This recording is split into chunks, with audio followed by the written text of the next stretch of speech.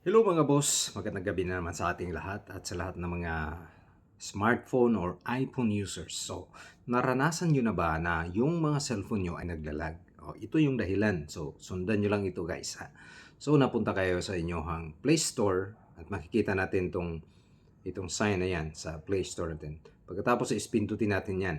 So, dito sa bandang ibabaw, kita natin yung profile picture natin. So, click natin yung profile picture natin at saka makita natin itong mga dahilan kung bakit naglalag yung mga cellphone natin.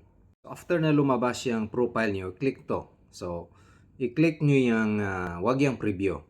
I-click, i-click nyo yung, i-click nyo lang yung, manage file. Huwag nyo i-click yung overview. I-click nyo yung manage file. At pagkatapos nyan is, makita nyo lahat ng mga nakasulat dyan.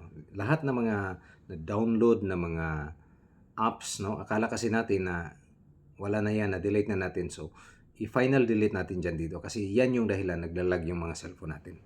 So, pagkatapos natin na na-delete yan, so punta tayo sa not installed. I-click natin yung not installed. So, nakita natin na lumabas lahat, di ba? So, isa-isahin nyo lang yan. I-click nyo lahat ng mga box dyan. Pagkatapos nyan is, punta kayo doon sa pinaka ibabaw.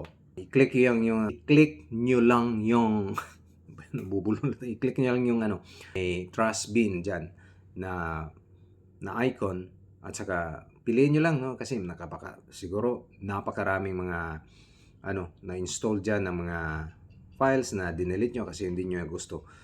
So yun yung mga pamamaraan bakit naglalag yung mga or ma-unlock yung ating cellphone.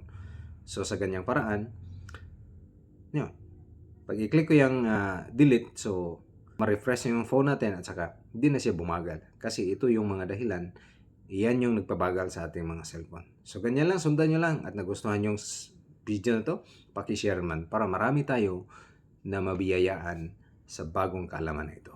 Tatay Mars Adventure, once again, thank you so much. Please follow and share.